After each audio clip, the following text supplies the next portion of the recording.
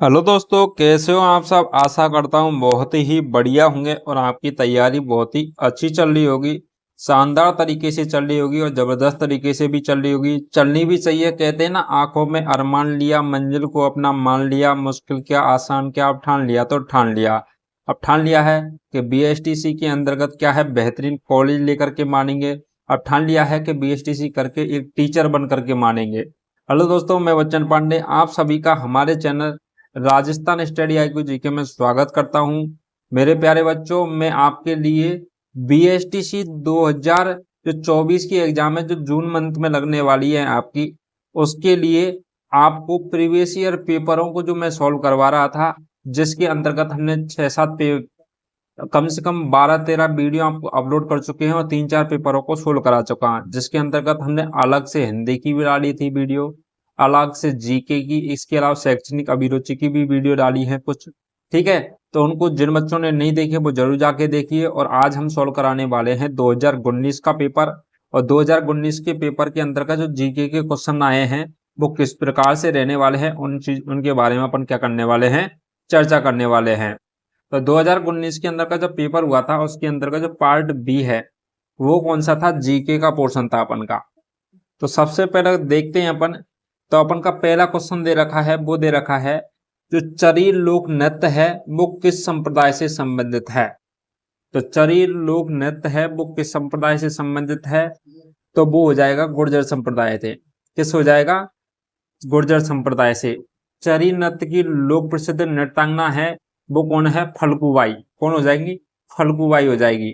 ठीक है, तो गुर्जर संप्रदाय से संबंध रखता है चरी नृत्य। इसके अंतर्गत क्या होता है, सर पर वो क्या करते हैं, इस पे सर पर एक मटकी रखते हैं, मटकी के ऊपर क्या रखते हैं अपन, तड़ाग होती है ना, तड़ाग बोलते हैं जिसको परात बोलते हैं अपन के अंदर के, तो तड़ाग होती है, उसमें आग जला करके और जो ये नृत्य किया जाता है चरी नृत्य, ठीक है, सर पर। तो यह एक प्रकार से व्यावसायिक नृत्य है चरी नृत्य। और राजस्थान का लोकप्रिय नृत्य है कौन सा, चरी नृत्य। राजस्थान के आपसे पूछ ले कि राज्य का मतलब मेन मुख्य जो नृत्य है वो कौन सा है, तो वो हो जाएगा घूमर नृत्य। कौन सा हो जाएगा, घूमर नृत्य हो जाएगा। जिसके अंतर्गत एक सवाई नाम सुना होगा, तो हाथों का लचकदार प्रदर्शन होता है उसके अंतर्गत। ठीक है, वृत्ताकार घूमते हुए किया जाने वाला नृत्य है घूमर नृत्य। नेक्स्ट क्वेश्चन की बात करें, नेक्स्ट हो जाएगा निम्न में से कौन सा लोकगीत है जो ऊंट की एक सजावटी तौर पर तैयार करने के लिए अयोध्य सौंदर्य का वर्णन करता है। अबोध होगा ये, है, ठीक है, अयोध्य नहीं है, अबोध सौंदर्य का। तो ऊंट के लिए जो गीत गाया जाता है और उसको तैयार करते हुए और किसके लिए, उसके सौंदर्य का वर्णन करते हुए, क्या होता है कि ऊंट का क्या लगता है, मेला लगता है। ऊंट का मेला लगता है तो उसमें ऊंट की क्या है, खरीद और बिक्री होती है, बीकानेर के अंतर्गत लगता है। तो वहां पर क्या है, ऊंटों को खरीदा और बेचा जाता है। तो उसी जगह पर क्या है, ऊंटों का डांस भी होता है। ठीक है, तो ऊंट नृत्य किया जाता है जिसके अंतर्गत चार पाई पर क्या है, एक लेडीज नाचती है और ऊंट पर डांस होता है। ठीक है, तो ऊंट का क्या है, तो ऊंट का क्या किया जाता है, तो गीत गाया जाता है, लोकगीत गाया जाता है। उसका नाम हो जाएगा गोरबंद। कौन सा हो जाएगा, गोरबंद। और गोरबंद पूछने आपसे क्या है, तो ये ऊंट का आभूषण है।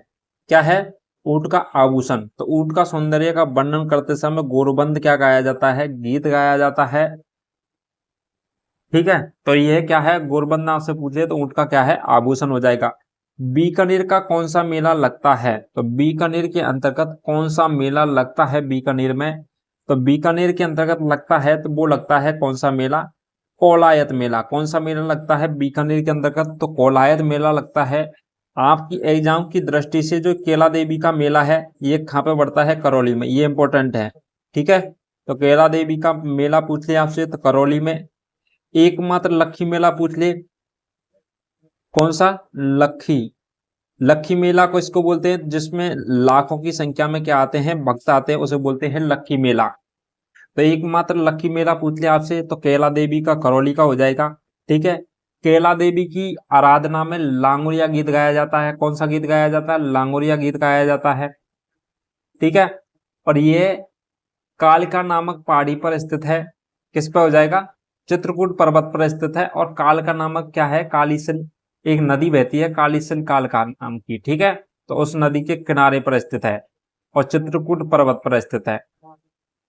चंद्रभागा मेला है, इसे क्या कहा जाता है चंद्रभागा मेला को, तो ये पड़ता है अपन के किधर साइड में, चंद्रभागा मेला हाड़ौती के क्षेत्र में, ठीक है। तो हाड़ौती के क्षेत्र में जो मेला लगता है तो चंद्रभागा मेला है, और रामदेव जी का मेला है, रामदेव राम लगता है, ठीक है। नेक्स्ट बात करें, माउंट आबू के करीब कौन सी नदी बहती है, तो माउंट आबू सुरुई है, उसके नजदीक में और पास में कौन सी नदी बहती है, आपसे ये पूछा है, ठीक है। अपन बात करें लूनी नदी, तो लूनी नदी है तो पश्चिमी राजस्थान की सबसे लंबी नदी लूनी नदी है, ठीक है। कौन सी हो जाएगी पश्चिमी राजस्थान की सबसे लंबी नदी, लूनी नदी हो जाएगी। अपन बात करें घग्गर नदी, तो घग्गर नदी है ये अपन के हनुमानगढ़ के अंतर्गत बहती है, गंगानगर के अंतर्गत बहती है, और यह बहती हुई खापर पाकिस्तान के अब्बास पोर्ट में जाती है। और सरस्वती के जो प्राकृतिक प्राचीन समय में जो सरस्वती नदी बहती थी उसके अवशेषों पर बहती है घग्गर नदी। इसको हकरा नदी भी कहा जाता है, नाली भी कहा जाता है इसको, ठीक है। इसके नदी के किनारे कौन सी सभ्यता विकसित हुई है, तो इस नदी के घग्गर नदी के किनारे कालीबंगा सभ्यता विकसित हुई थी, ठीक है। नेक्स्ट बात करें अपन पश्चिमी बनास नदी की, कौन सी नदी हो जाएगी, पश्चिम बनास नदी हो जाएगी। तो पश्चिमी बनास नदी है, यह कहां पर बहाई जाती है, तो ये माउंट आबू सिरोही के करीब बहती है, मतलब ठीक है, सिरोही के अंतर्गत बहती है, यह है कौन सी, पश्चिमी बनास नदी, ठीक है।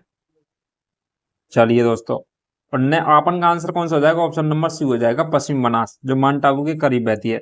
नेक्स्ट क्वेश्चन की बात करें, नेक्स्ट क्वेश्चन हो जाएगा जोधपुर के किस नृत्य रूप को अंतरराष्ट्रीय पहचान मिली है, तो जोधपुर का कौन सा नृत्य है जिसको अंतरराष्ट्रीय रूप में क्या मिली है, पहचान मिली है। और राज्य का प्रमुख नृत्य है वो कौन सा नृत्य है, वो से अंतरराष्ट्रीय पहचान मिली है, जोधपुर का प्रसिद्ध है, उसको बोलते हैं अपन घूमर, क्या कहते हैं, घूमर कहते हैं। घूमर के बारे में और सारी चीजें आपको बता देता हूं क्योंकि ये है प्रमुख नृत्य है, इसके बारे में और चर्चा करते हैं अपन। घूमर नृत्य की जो उत्पत्ति है यह मध्य एशिया के भृंग नृत्य से है, मध्य एशिया के अंतर्गत एक भृंग नृत्य किया जाता था, वहां से इसकी क्या मानी जाती है, उत्पत्ति मानी जाती है। और यह सर्वप्रथम किस जनजाति में किया जाता था, तो ये भील जनजाति में किया जाता था, कौन सा, घूमर नृत्य, ठीक है। और सरस्वती की आराधना के अंतर्गत किया जाता है, घूमर नृत्य किया जाता है।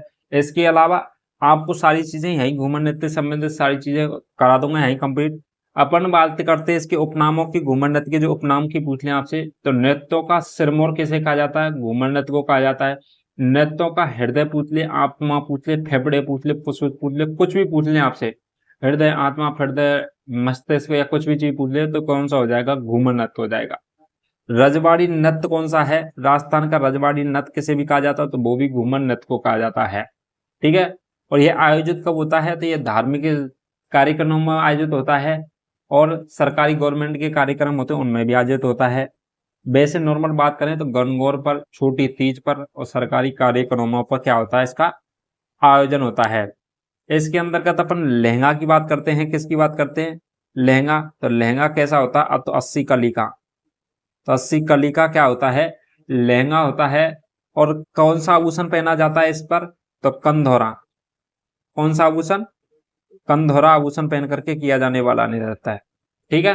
अपन बात करें नेक्स्ट की, तो ये अपन की वेशभूषा पूछ लिया, तो लहंगा 80 कली का और कंधौरा आभूषण के साथ में। और नृत्य किसके द्वारा किया जाता है, महिलाओं का नृत्य स्पेशल किसके द्वारा किया जाता है, महिलाओं के द्वारा किया जाता है। और वृत्ताकार घूमकर किया जाता है। और एक होता है इसमें सवाई, सवाई चाल कहते हैं, सवाई चाल किसे बोलते हैं, तो 8 बार वृत्ताकार घूमकर जो नृत्य किया जाता है, हाथों के लचकदार प्रदर्शन के बाद में जो 8 बार वृत्ताकार घूमकर जो नृत्य किया जाता है, तो उन 8 बारों को बोलते हैं अपन सवाई, क्या बोलते हैं, सवाई बोलते हैं। और आकर्षण का मुख्य केंद्र है ना जो इस घूमर नृत्य के अंदर का, तो वो है हाथों का लचकदार प्रदर्शन, क्या हो जाएगा, हाथों का लचकदार प्रदर्शन हो जाएगा, ठीक है। और हाथों के लचकदार प्रदर्शन को कहा जाता है कहरवा, क्या कहा जाता है, कहरवा कहा जाता है। और सबसे बड़ा घूमर पूछ लिया आपसे तो कब हुआ था, तो 7 नवंबर 19 कब हुआ था, 7 नवंबर 2019 में हुआ था, 7 नवंबर 2019 में। और कहाँ हुआ था, अजमेर में जो मेला लगा था पुष्कर का, उसके अंतर्गत जो सबसे बड़ा घूमर आयोजित हुआ था, ठीक है, जिसके अंतर्गत कितनी महिलाओं ने, तो वो हो जाएंगे 2652 महिलाओं ने क्या किया था, एक साथ में घूमर किया था। घूमर से याद आया कि घूमर गणगौर अकादमी है, घूमर गणगौर अकादमी 1986। घूमर गणगौर अकादमी कब है, की स्थापना कब की गई थी, 1986 में की गई थी, जयपुर के अंतर्गत की गई थी। और जिसको क्या उद्देश्य क्या था, घूमर को संरक्षण देना था। ठीक है, ये सारी चीजें समझ में आ गई होंगी। नेक्स्ट बात करें अपन कच्छी घोड़ी नृत्य की। किसकी बात करें, कच्छी घोड़ी नृत्य की। आपको अपन को यहाँ पे ही क्लियर करा देता हूँ आपको कि कौन कौन से नृत्य है। तो कच्छी घोड़ी जो नृत्य है डीडवाना कोचामन नागौर के अंतर्गत होता है। कहाँ का प्रसिद्ध है, डीडवाना कोचामन नागौर के अंतर्गत प्रसिद्ध है। कच्छी घोड़ी जो नृत्य है इसमें वाद्य यंत्र बजाया जाता है नृत्य करते समय, तो वो बजाया जाता है झांझ वाद्य यंत्र। पुरुष प्रधान नृत्य है कच्छी घोड़ी नृत्य, और लकड़ी की घोड़ी पहन करके किया जाने वाला नृत्य है कौन सा, कच्छी घोड़ी नृत्य। और इसमें लश्कारिया, बांध और रसाला क्या गाए जाते हैं, गीत गाए जाते हैं। और ये आपसे पूछ ले कि पैटर्न के लिए प्रसिद्ध नृत्य कौन सा है, पैटर्न कला के लिए, तो यही है, क्योंकि इसमें पैटर्न होता है फूल का खिलना और फूल का मुरझाना है, जो किसके अंतर्गत दिखाई देता है, कच्छी घोड़ी के अंतर्गत दिखाई देता है। और यह छावरचंद गहलोत और गोविंद पार्क इसके क्या है, प्रसिद्ध नर्तज्ञ है। मतलब नृत्य करने वाले प्रसिद्ध कौन व्यक्ति हुए हैं, तो छावरचंद गहलोत और गोविंद पारिक हुए हैं। ठीक है, इसके अलावा अपन बात करें कालबेलिया नृत्य। तो कालबेलिया एक ऐसा नृत्य है जिस पर डाक टिकट भी जारी हुआ है, और अंतरराष्ट्रीय जो अपन कला संस्कृति की बात करें यूनेस्को विश्व धरोहर सूची में कालबेलिया नृत्य को क्या किया गया है, शामिल किया गया है। ये भी आपके एग्जाम की दृष्टि से इंपॉर्टेंट है। गुलाबो सपूरा कालबेलिया नृत्य के से क्या रखती है, संबंध रखती है। कठपुतली की बात करें तो सर्वाधिक कठपुतली है, तो कठपुतली की अपन बात करें तो जयपुर के अंदर प्रेजेंट टाइम में आपको मिलेंगी, जयपुर के आमेर के अंदर का कठपुतली नृत्य है प्रेजेंट टाइम में। तो कठपुतली गढ़ भी कहा जाता है, जयपुर आमेर को कहा जाता है। ठीक है, नेक्स्ट बात करें राजसमंद में कौन सा किला स्थित है। तो अपन का नेक्स्ट क्वेश्चन है उसको देख लेते हैं अपन, क्या दे रखा है कि राजसमंद में कौन सा किला स्थित है। तो राजसमंद के अंतर्गत किले की बात कर रहा है, तो वो हो जाएगा अपन का कौन सा, कुंभलगढ़ किला। कौन सा हो जाएगा, कुंभलगढ़ किला किसके अंतर्गत हो जाएगा, राजसमंद के अंतर्गत हो जाएगा। नेक्स्ट बात करें तारागढ़, तो तारागढ़ हो जाएगा अपन के अजमेर के अंतर्गत, और तारागढ़ हो जाएगा ये तो बूंदी के अंतर्गत। ठीक है, तारागढ़ दो है, अजमेर दूसरा हो जाएगा, तो वो हो जाएगा कौन सा, बूंदी। ठीक है, नेक्स्ट बात करें जूनागढ़ का किला कहाँ स्थित, और जूनागढ़ भी किला दे रखा ऑप्शन में, तो जूनागढ़ का किला हो जाएगा अपन के किस जगह, डूंगरपुर में। ठीक है, जूनागढ़ का किला नहीं, जूना महल हो जाएगा डूंगरपुर जिले के अंतर्गत। तो जूना 57वें का आंसर हो जाएगा डूंगरपुर। तो जूना महल पूछ से आपसे तो डूंगरपुर हो जाएगा जूना महल। और जूनागढ़ किला पूछ लिया आपसे तो वो रहने वाला है कौन सा। चलिए जूनागढ़ का किला जो आपको क्या है कमेंट करके बताना। चलिए ये क्वेश्चन मैं आपके लिए छोड़ देता हूँ, जूनागढ़ का किला आपको कमेंट करके बताना है। अपन नेक्स्ट बात करते हैं किलों से संबंधित, कि आपसे पूछ ले कि राजस्थान में सर्वाधिक दुर्ग, तो दुर्ग कहाँ पर राजस्थान में सर्वाधिक, तो वो हो जाएंगे जयपुर के अंतर्गत। न्यूनतम दुर्ग पूछे तो श्री गंगानगर के अंतर्गत। ठीक है, सबसे प्राचीन दुर्ग पूछ ले तो भटनेर का दुर्ग, जो भूपत सिंह भाटी ने बनवाया था, भूपत भाटी ने बनवाया था। कौन सा दुर्ग, तो भटनेर का दुर्ग। ठीक है, हनुमानगढ़ के अंतर्गत पड़ता है। दूसरा सबसे प्राचीन दुर्ग पूछ ले तो चित्तौड़गढ़ का दुर्ग हो जाएगा, जो चित्रांगद मौर्य ने बनवाया था। ठीक है, नेक्स्ट बात करें सबसे नवीन दुर्ग की, तो मोहनगढ़ जैसलमेर। ठीक है, तो मोहनगढ़ जैसलमेर है, जो आपने लाठी सीरीज में पढ़ा होगा पोखरण से लेकर मोहनगढ़ तक, तो वही मोहनगढ़ है, ये है मोहनगढ़ जैसलमेर। नेक्स्ट बात करें दूसरा नवीन दुर्ग है, तो पहला नवीन दुर्ग तो मोहनगढ़ जैसलमेर है, और इससे भी नवीन दुर्ग कौन सा हो जाएगा, लोहागढ़ का दुर्ग। धरातल पर स्थित दुर्ग पूछ ले तो लोहागढ़ का दुर्ग, और नवीन दुर्ग पूछ ले सेकंड नंबर पर तो लोहागढ़ का दुर्ग में हो जाएगा। राजस्थान का सबसे ऊंचा दुर्ग पूछ ले तो कुंभलगढ़ का दुर्ग हो जाएगा, और राजस्थान का सबसे नीचा दुर्ग पूछ ले तो लोहागढ़ का हो जाएगा, क्योंकि जमीन पर स्थित है लोहागढ़ का दुर्ग। राजस्थान का सर्वाधिक विदेशी आक्रमण किस दुर्ग पर हुए हैं, तो वो भटनेर दुर्ग पर, क्योंकि भटनेर दुर्ग पड़ता हनुमानगढ़ में, तो पाकिस्तान से होकर के डायरेक्ट पंजाब और हरियाणा वाले रास्ते से आते थे, तो हनुमानगढ़ में सर्वाधिक क्या हुए विदेशी आक्रमण। राजस्थान में सर्वाधिक स्वदेशी व स्थानीय आक्रमण कहाँ पर हुए हैं, तो राजस्थान में सर्वाधिक स्वदेशी और स्थानीय आक्रमण हुए हैं, तो वो हुए अपन के किस जगह, अजमेर में। ठीक है, अपन बात करें बाला किला कहाँ पर स्थित है, तो अलवर के अंतर्गत हो जाएगा। ठीक है, अभी के लिए इतनी जानकारी। अब नेक्स्ट बात करते हैं नेक्स्ट क्वेश्चन की, तो वो हो जाएगा जोधपुर में घरों में प्राय कौन से रंग के घर दिखते हैं। तो जोधपुर में कौन से रंग के घर दिखते हैं, तो जोधपुर को कहा जाता है नीला शहर। कौन सा कहा जाता है, जोधपुर को नीला शहर कहा जाता है। तो ऑप्शन नंबर डी हो जाएगा, नीले रंग के दिखाई देते हैं। गुलाबी शहर कहा जाता है जयपुर को, गुलाबी कलर के पुता हुआ होता है जयपुर, गुलाबी शहर कहा जाता है। नेक्स्ट बात करें Thar express, Thar link express एक अंतरराष्ट्रीय रेलवे जो जोधपुर से कराची पाकिस्तान से जोड़ता है का भारतीय सीमा में कौन सा रेलवे स्टेशन है। ठीक है, तो पाकिस्तान की जगह पड़ती है कराची से लेकर के, और राजस्थान के किस जगह को जोड़ता है, तो वो जोड़ता है जोधपुर को। तो इनके बीच में अपन के राजस्थान की जो भारतीय जो सीमा है, तो भारतीय सीमा पर जो रेलवे स्टेशन बना हुआ है उसका नाम है तो मुनाबाबाद। क्या हो जाएगा, मुनाबाब। तो मुनाबाब रेलवे स्टेशन पड़ता है। नेक्स्ट बात करें कौन सा शहर है मसूरिया या मलमल नामक महीन मलमल के लिए प्रसिद्ध है। तो आपने नाम सुना होगा मसूरिया, पूछ लिया आपसे मसूरिया की साड़ी या कोटा डोरिया की साड़ी पूछ लिया आपसे, तो वो हो जाएंगी कैथून कोटा की। तो कैथून जगह पड़ती है कोटा के अंतर्गत, वहां पर क्या है मलमल साड़ियां, मसूरिया की साड़ियां, और इसके अलावा किसकी कोटा डोरिया की साड़ियां। ठीक है, तो वो हो जाएंगी कोटा के अंतर्गत। नेक्स्ट बात करें भारतीय राज्यों में राजस्थान किसका सबसे बड़ा उत्पादक राज्य है। तो राजस्थान के अंतर्गत किसका सर्वाधिक उत्पादन होता है, तो अपन बात करें सर्वाधिक होता है वो होता है बाजरे का। किसका होता है, भारत के अंतर्गत सर्वाधिक बाजरा कहाँ पर उत्पादित होता है, तो राजस्थान के अंतर्गत उत्पादित होता है। नेक्स्ट बात करें बाजरे के अलावा कौन सी हो जाएगी अपन की, तो ग्वार हो जाएगी। कौन सी हो जाएगी, ग्वार की फसल है ये अपन की सर्वाधिक होती है। नेक्स्ट बात करें नेक्स्ट क्वेश्चन की, तो जस्ते की खान कहाँ पाई जाती है, जस्ते की खान पाई जाती है। तो जस्ते से क्या बनता है, जयपुर जस्ता, जयपुर जेवर। ठीक है, जयपुर जस्ता, जयपुर जावर, जयपुर जस्ता, जयपुर जावर। तो जावर ऑप्शन नंबर ए हो जाएगा राइट आंसर। तो जस्ते की खान कहाँ पाई जाती है, जावर में पाई जाती है। नेक्स्ट बात करना राजस्थान उच्च न्यायालय में स्वीकृत न्यायाधीशों की संख्या क्या है। तो राजस्थान के उच्च न्यायालय में स्वीकृत न्यायाधीशों की संख्या है वो कितनी रहने वाली है, 50। कितनी है स्वीकृत न्यायाधीशों की संख्या, तो 50 है। ठीक है, हाफ सेंचुरी। नेक्स्ट बात करें अलवर जिले में कौन सा राष्ट्रीय उद्यान है। तो अलवर जिले की अपन बात करें तो अलवर जिले में हो जाएगा अपन का सरिस्का राष्ट्रीय उद्यान। कौन सा हो जाएगा, सरिस्का अभ्यारण्य है ये अलवर जिले में। बाला जिला पूछ लिया आपसे तो अलवर जिले में हो जाएगा। ठीक है, नेक्स्ट बात करें रणथंभौर, रणथंभौर हो जाएगा अपन के सवाई माधोपुर में। रणथंभौर किस में हो जाएगा, सवाई माधोपुर में हो जाएगा। ताल छापर हो जाएगा चूरू में, ताल छापर किस में हो जाएगा, चूरू में हो जाएगा। ठीक है, और नेक्स्ट बात करें डेजर राष्ट्रीय उद्यान ये बाड़मेर में रह जाएगा। नेक्स्ट क्वेश्चन की बात करें तो मेहरानगढ़ किले का संस्थापक कौन था। तो मेहरानगढ़ जो किला है वो किसने बनवाया था। तो मेहरानगढ़ किला पहली बात तो ये पड़ता है जोधपुर के अंतर्गत, और जोधपुर के अंतर्गत राव जोधा ने, जोधपुर को किसने बसाया था, राव जोधा ने बसाया था। मेहरानगढ़ का किला भी राव जोधा ने बनाया था।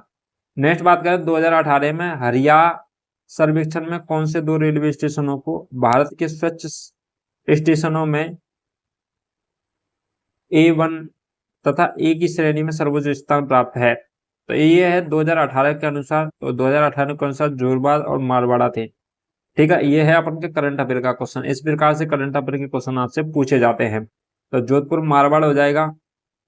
ठीक है, अपन बात करें पूरे अपन इंडिया के अंतर्गत तो स्वच्छ शहर है इंदौर, 3-4 बार रह चुका है स्वच्छ शहरों की श्रेणी इंदौर। कौन सा राष्ट्रीय राजमार्ग राजस्थान में सबसे लंबी दूरी तय करता है। तो राजस्थान के अंतर्गत सबसे लंबी दूरी तय करने वाला राष्ट्रीय राजमार्ग कौन सा हो जाएगा, तो वो हो जाएगा नेशनल हाईवे 62। कौन सा हो जाएगा, नेशनल हाईवे 62 हो जाएगा, NH62। कौन सा राष्ट्रीय राजमार्ग जयपुर से नई दिल्ली को जोड़ता है। जयपुर से नई दिल्ली को जोड़ने वाला राष्ट्रीय राजमार्ग कौन सा हो जाएगा, तो ये हो जाएगा NH48। कौन सा हो जाएगा, NH48 है जो जयपुर को दिल्ली से क्या जोड़ता है, अपन के जयपुर सिटी है, गुलाबी शहर है। ठीक है, पूर्व का वेनिस कहा जाता है इसे, और इसको किससे जोड़ता है, तो ये जोड़ता है अपन का किसको, दिल्ली को। नेक्स्ट बात करें अपन जयपुर की थोड़ी सी इंफॉर्मेशन दे देता हूँ। जयपुर की हवा महल पूछ ले आपसे तो जयपुर के अंतर्गत है। आमेर किला पूछ ले तो जयपुर के अंतर्गत है। नाहरगढ़ का किला पूछ ले तो आपके जयपुर के अंतर्गत है। एशिया की सबसे बड़ी तोप है जो जयपुर के किले में स्थित है। ठीक है, ये आपको याद रखना है। नेक्स्ट क्वेश्चन की बात करें, सीता माता वन्यजीव अभ्यारण्य में पर्यटकों की एक रुचि का स्थान लखिया भाटा है, उसके आकर्षण का कारण क्या है? तो सीता माता वन्यजीव जो अभ्यारण्य है, जो ये क्या है, उसके अंतर्गत क्या है, लखिया भाटा है, जिसका ये क्या है, मुख्य आकर्षण का केंद्र है। तो वो क्या है, तो ये है अपन के प्राग ऐतिहासिक पत्थरों पर नक्काशी। तो प्राग ऐतिहासिक जो प्राचीन समय के जो पत्थर हैं उन पर क्या है, नक्काशी करके मूर्तियां बनाई गई हैं, उस पर क्या है, चित्र बनाए गए हैं, इसलिए अपन का क्या है, आकर्षण का केंद्र है। नेक्स्ट बात करें, राजस्थान का सबसे छोटा जिला है, तो राजस्थान का सबसे छोटा जिला कौन सा हो जाएगा? तो वो रहने वाला है, यह है अपन के आंकड़े किसके अनुसार, तो ये रहने वाले हैं अपन के आंकड़े, तो वो है अपन के 2019 के अनुसार, तो वो रहने वाले हैं, जब 33 जिले थे, सबसे छोटा जिला है धौलपुर। अपन बात करें, जिले की बात आ चुकी है, तो सबसे बड़ा जिला प्रेजेंट टाइम में अभी भी कौन रहने वाला है? तो वो रहने वाला है अपन का जैसलमेर। और सबसे छोटा जिला बना है नया, तो वो बन गया दूदू। कौन बना है? दूदू। आपसे पूछ ले, पंचायत समिति से डायरेक्ट जिला बनने वाला एकमात्र जिला दूदू है, क्योंकि सब क्या, पहले तहसील थे, फिर राज्य बने, फिर जिला बने थे। ये पंचायत समिति था, डायरेक्ट जिला बना है। ठीक है। नेक्स्ट बात करें अपन के नवीन जिले कौन कौन से बने हैं, तो नवीन जिले हैं अपन के टोटल अब कितने हो गए हैं, 50 जिले हो गए हैं। और संभागों की बात करें तो 10 संभाग हो गए। जिलों की संख्या कितनी हो गई, 50, और संभागों की बात करें 10 संभाग हो गए हैं। ठीक है। और आपसे क्या पूछा जा सकता है कि संभागीय व्यवस्था कब बंद हुई थी? 1962 में हुई थी। और संभागीय व्यवस्था कब चालू हुई थी? 1987 में हुई थी। हरदेव जोशी ने क्या किया गया था, बंद किया गया था। हरदेव जोशी के द्वारा 1962 में संभागीय व्यवस्था को बंद किया गया था। और 1987 ईस्वी में मोहनलाल सुखाड़िया के द्वारा इसको क्या है, पुनः चालू कर दिया गया था, संभागीय व्यवस्था को। ठीक है। पहले 5 संभाग थे और छठा संभाग बना था अजमेर 1987 ईस्वी में। और 7वां संभाग 2004 के अंतर्गत बना था, कौन सा, भरतपुर। नेक्स्ट क्वेश्चन, और अभी प्रेजेंट टाइम में 3 नए संभाग और बन चुके हैं। ठीक है। हमने क्या है, हमारे चैनल पर नए जिलों को कराते हुए नए आंकड़ों के अनुसार हमने राजस्थान का सामान्य परिचय जो चैप्टर है उसके अंतर्गत नए जिले और नए संभाग दिए हो, और जाकर के उस वीडियो को जरूर देखिए। और नए आंकड़ों के अनुसार दिया गया है, उसमें से क्वेश्चन 101% पूछा जाएगा, क्योंकि ये करंट का टॉपिक है। और करंट में से 4-5 क्वेश्चन कम से कम आपको नए आंकड़ों के अनुसार कम से कम 2 या 3 क्वेश्चन देखने को मिलेंगे। 2 तो पक्का है, 3 क्वेश्चन मिलेंगे जिले और संभागों के अंतर्गत से। जिन बच्चों ने नहीं देखी तो वो जरूर जाके देखिए। नेक्स्ट क्वेश्चन की बात करें, नेक्स्ट हो जाएगा 2011 की जनगणना के अनुसार राजस्थान का सबसे कम आबादी वाला जिला कौन सा है? तो राजस्थान का सबसे कम आबादी जिला पूछ ले तो वो हो जाएगा जैसलमेर। क्या हो जाएगा? जैसलमेर। सबसे कम जनघनत्व पूछ ले तो जैसलमेर, सबसे कम आबादी पूछ ले तो जैसलमेर। ठीक है। ये है 2011 की जनगणना, क्योंकि 2011 की जनगणना के ही आंकड़े आएंगे, क्योंकि अभी कोई प्रेजेंट टाइम में जनगणना नहीं हुई है। और जनगणना कितने अंतराल में होती है? तो 10 वर्ष के अंतराल में होती है। ठीक है। नेक्स्ट बात करें कि सर्वाधिक सबसे ज्यादा जो आबादी वाला जिला है या फिर सबसे ज्यादा जनघनत्व है, वो हो जाएगा जयपुर के अंदर का। नेक्स्ट क्वेश्चन हो जाएगा, किस वर्ष राजस्थान नहर को इंदिरा गांधी नहर के रूप में पुनः नामांकन किया गया था? तो राजस्थान नहर था पहले नाम, इसका नाम फिर IGNP कर दिया गया था, इंदिरा गांधी नहर परियोजना। तो वो किया गया था 1984 ईस्वी में। कब किया गया था? 1984 ईस्वी में किया गया था। नेक्स्ट क्वेश्चन हो जाएगा, निम्नलिखित में से किस वृक्ष प्रजाति का प्रयोग उर्वर क्षेत्रों को बंजर होने से रोकने एवं आगे बंजर होने की रोकथाम के प्रयोजन से नहीं किया जाता है? ठीक है। तो आपसे क्या पूछ रहा है कि वृक्ष की जो प्रजाति है उसका उर्वर क्षेत्रों को बंजर होने से रोकने, मतलब जो क्या है, खेतीबाड़ी वाले क्षेत्र हैं उसको बंजर होने से रोकने के लिए और बंजर होने की रोकथाम के लिए प्रयोजन से नहीं किया जाता है। तो वो क्या नहीं किया जाता? गुलमोहर नहीं किया जाता है। कौन सा वृक्ष नहीं किया जाता है? गुलमोहर नहीं किया जाता है। नेक्स्ट बात करें, काबीना मंत्री श्री प्रमोद भाया के अधीन कौन सा विभाग है? तो यह था 2019 के अनुसार, तो वो था खनन और गोपालन। खनन और गोपालन विभाग था किसके अंतर्गत? काबीना मंत्री प्रमोद भाया के अंतर्गत। ठीक है। तो अपन से आपसे प्रेजेंट टाइम के आंकड़े पूछेगा, तो प्रेजेंट टाइम के आंकड़े पूछे मुख्यमंत्री भजन लाल हो जाएंगे अपन के। इसके अलावा अपन आपसे पूछ ले कि अपन के क्या उप मुख्यमंत्री कौन है, तो दिया कुमारी है। इसके अलावा कौन है, प्रेमचंद बैरवा है। ठीक है, तो इसी प्रकार से नए आंकड़े के अनुसार नई चीजें आपको क्या है पढ़नी पड़ेंगी। करंट के क्वेश्चन बनेंगे जरूर। उत्तरी पश्चिमी रेलवे के मुख्यालय जयपुर के कितने मंडल हैं, तो उत्तरी पश्चिमी जो रेलवे का मुख्यालय जयपुर के अंतर्गत है, तो जयपुर के कितने मंडल हैं, तो वो हो जाएंगे 4 मंडल। ठीक है, नेक्स्ट बात करें, राजस्थान के माननीय मुख्य सचिव कौन है, तो राजस्थान का ये भी क्या है करंट अफेयर का क्वेश्चन है। तो आपसे मुख्य सचिव पूछ ले प्रेजेंट टाइम में, तो वो भी आपको याद रखना है। लेकिन अभी अब बात करें किसके अनुसार, तो 2019 के अनुसार थे देवेंद्र भूषण गुप्ता। ठीक है, मैंने पिछली वीडियो में भी आपको बता चुका हूं कि जो माननीय मुख्य सचिव वर्तमान में कौन है। ठीक है, जिन बच्चों ने नहीं देखी वो जरूर जाके देखिए, क्योंकि सभी वीडियो में कुछ ना कुछ नई चीजें बताई गई हैं। नेक्स्ट क्वेश्चन हो जाएगा, राजस्थान की विधानसभा में वर्तमान विधानसभा का कौन सा क्रमांक आता है, तो वर्तमान की जो विधानसभा है वो कौन सी है 2019 के अंतर्गत, तो वो थी 15वीं विधानसभा। लेकिन अभी अपन बात करें 2024 के अंतर्गत ये चल रही है अपन की 16वीं विधानसभा। कौन सी विधानसभा हो जाएगी, 16वीं विधानसभा हो जाएगी। ठीक है, 15वीं विधानसभा खत्म हो चुकी है, 16वीं विधानसभा चल रही है अभी।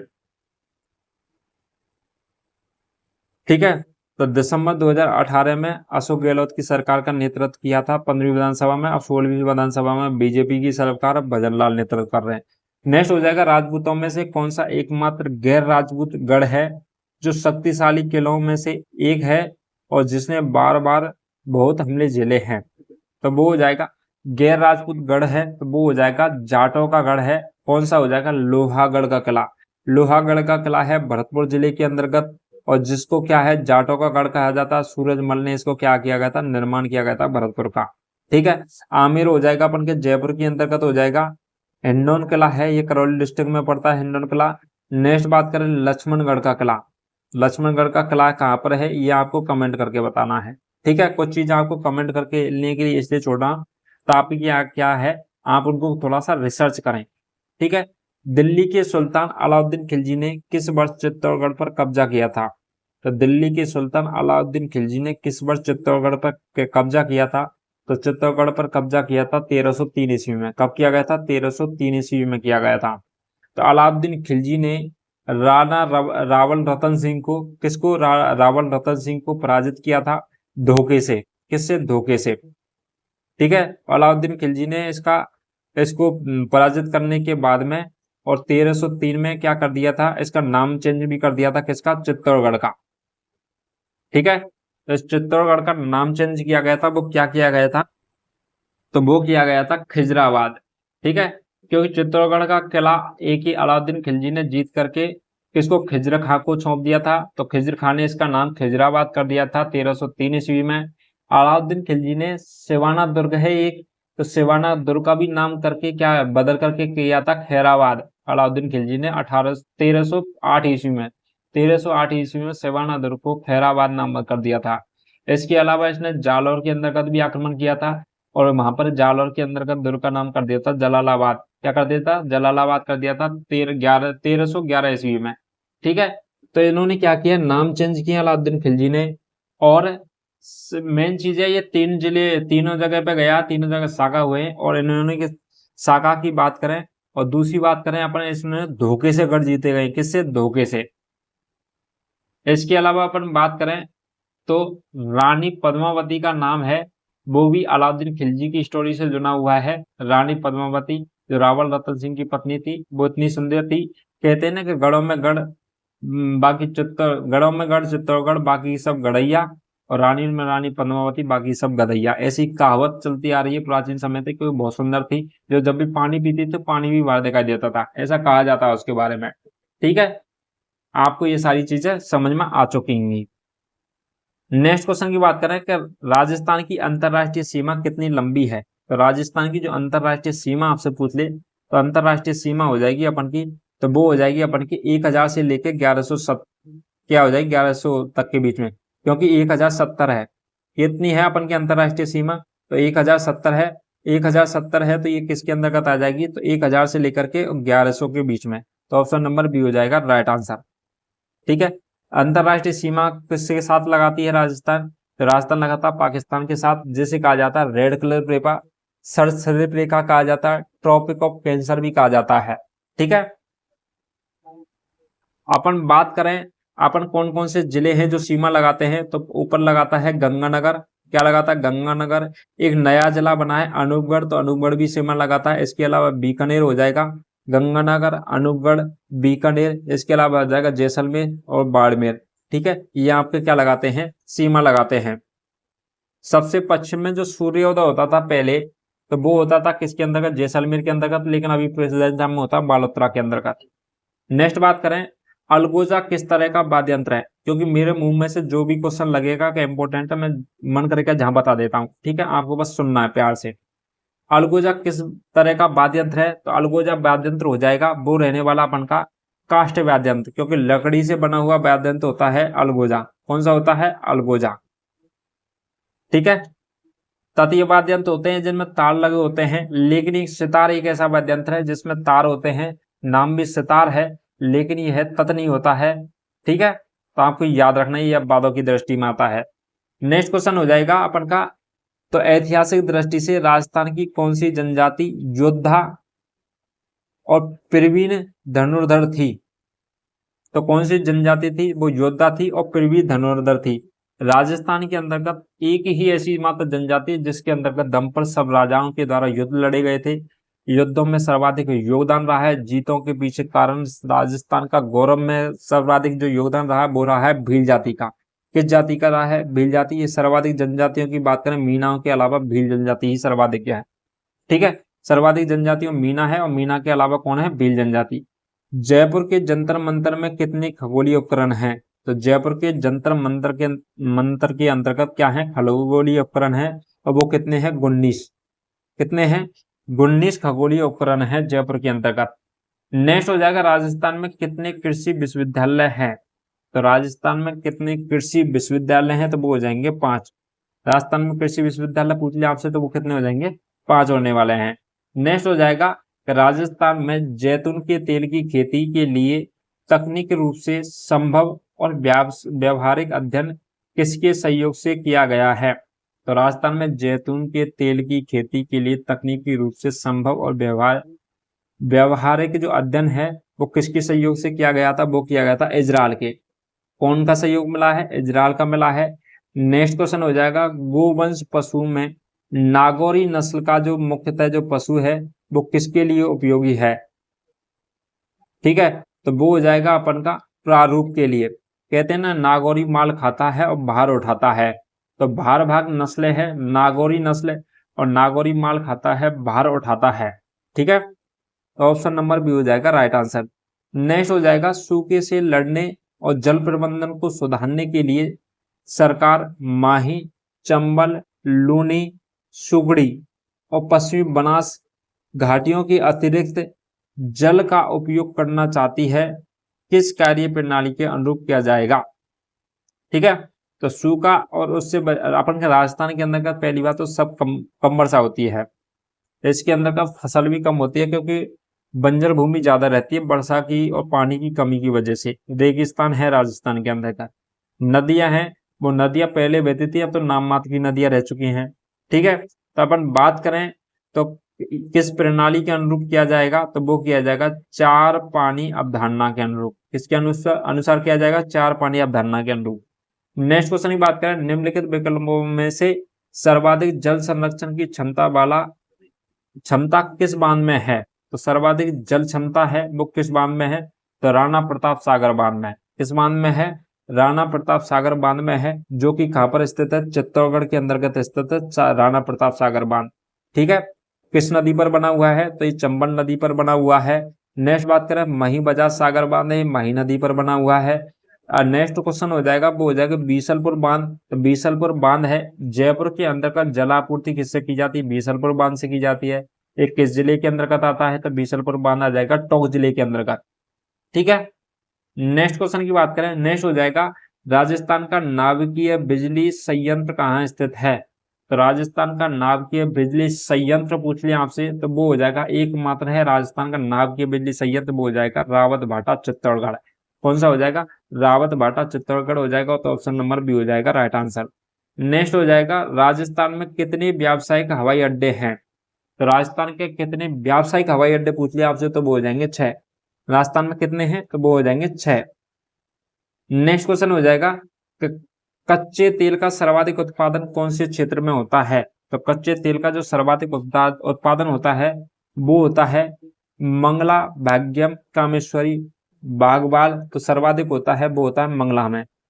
भाग्यम में भी होता है, कामेश्वरी और बागबाल में भी होता है, लेकिन सर्वाधिक होता है, सर्वाधिक पूछा तो मंगला में हो जाएगा। ठीक है। प्रसिद्ध कोटा पत्थर किस प्रकार की सामग्री है?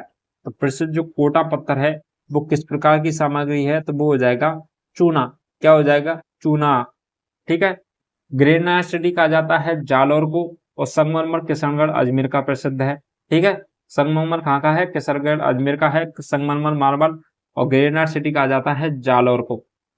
मोती भारत किस जिले की पारंपरिक कढ़ाई का नाम है? तो मोती भारत किस जिले की पारंपरिक कढ़ाई है? क्या है, पारंपरिक कढ़ाई है, वो नाम है, तो वो किस जिले की है? तो वो हो जाएगा अपन का किसका, जालौर जिले के अंतर्गत। कौन सी है, मोती भारत। लग्जरी ट्रेन कौन सी है, पैलेस ऑन व्हील। कौन सी हो जाएगी, पैलेस ऑन व्हील। राजस्थान के महत्वपूर्ण पर्यटक गंतव्य स्थलों तक ले जाती है। संपूर्ण यात्रा पूरी करने में कितने दिन लगते हैं? तो जो कौन सी लग्जरी ट्रेन है जिसका नाम है पैलेस ऑन व्हील्स, और राजस्थान के जो महत्वपूर्ण स्थल हैं उन पर ले जाने का कार्य करती है, और कितने दिन लगाती है? तो ये लगाती है अपन के 7 दिन। कितने दिन लगाती है, 7 दिन में घुमा देती है। ठीक है।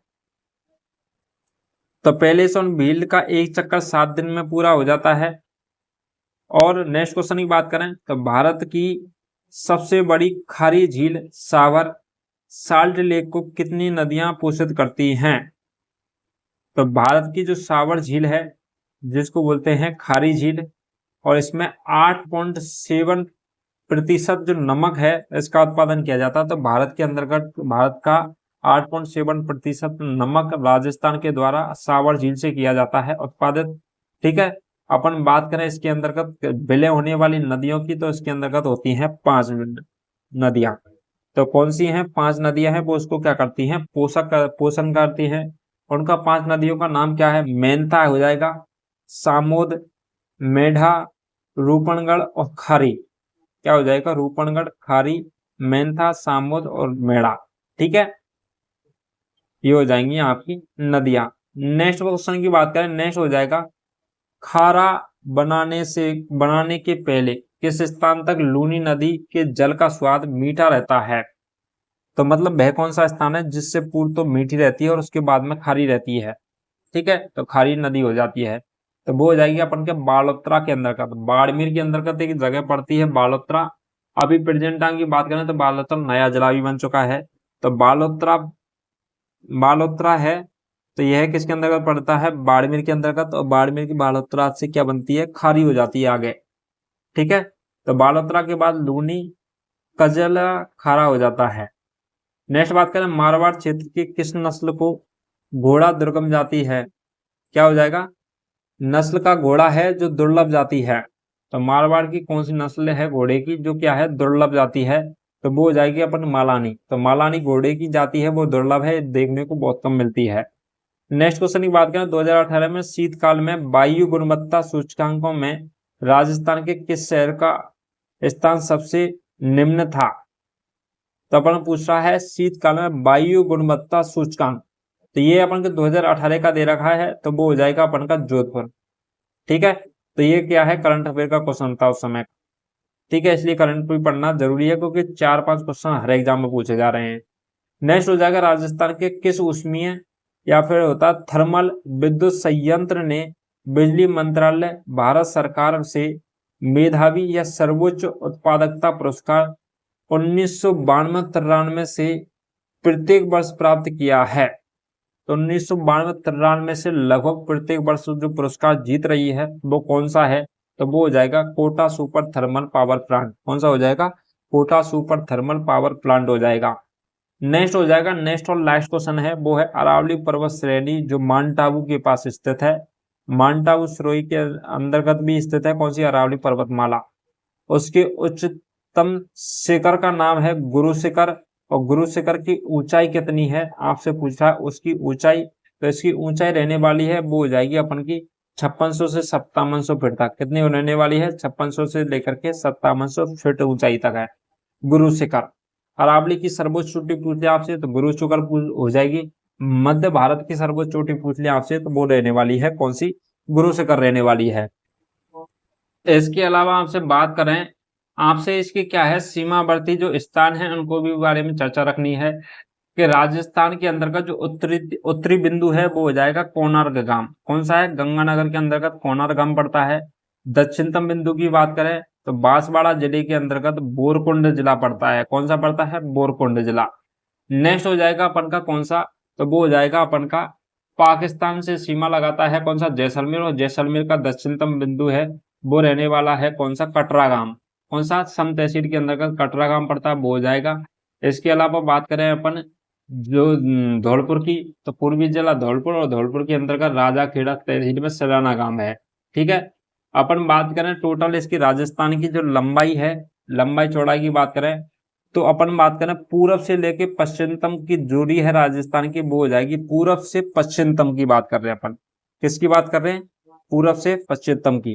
तो यहाँ पर लिख देता हूं पूरब से पश्चिमतम पूछते हैं आपसे राजस्थान की इधर से इधर, तो ये हो जाएगी 869 किलोमीटर। कितनी हो जाएगी, 869। उत्तर से दक्षिण पूछ लें आपसे तो उत्तर से दक्षिणतम की वो हो जाएगी, वो कितनी हो जाएगी 826 किलोमीटर। कितनी रहने वाली है, 826 किलोमीटर रहने वाली है। इसके अलावा आपसे और क्या चीजें पूछी जा सकती है, राजस्थान का जो अक्षांशीय देशांतरों के अनुसार राजस्थान की जो स्थिति पूछ सकता है आपसे। किसकी, अक्षांश देशांतरों के अनुसार राजस्थान की स्थिति, तो वो हो जाएगी उत्तरी पूर्व में। किस गोलार्ध में आता है, उत्तरी पूर्वी गोलार्ध में आता है कौन, राजस्थान। अक्षांशों की बात करें तो राजस्थान का अक्षांशीय विस्तार पूछ ले तो 23.5 डिग्री 3 मिनट से लेकर के 23 डिग्री 3 मिनट उत्तरी अक्षांश से लेकर के 30 डिग्री 12 मिनट उत्तरी अक्षांश होता है। अपन बात करें देशांतरों के अनुसार तो देशांतर के अनुसार रहने वाला है तो 39 डिग्री 30 मिनट से लेकर के 78 डिग्री 17 मिनट रहने वाला है। 39 डिग्री 30 मिनट से लेकर के 78 डिग्री 17 मिनट। अपन बात करें राजस्थान के अंतर्गत से कौन सी रेखा गुजरती है, तो कर्क रेखा गुजरती है।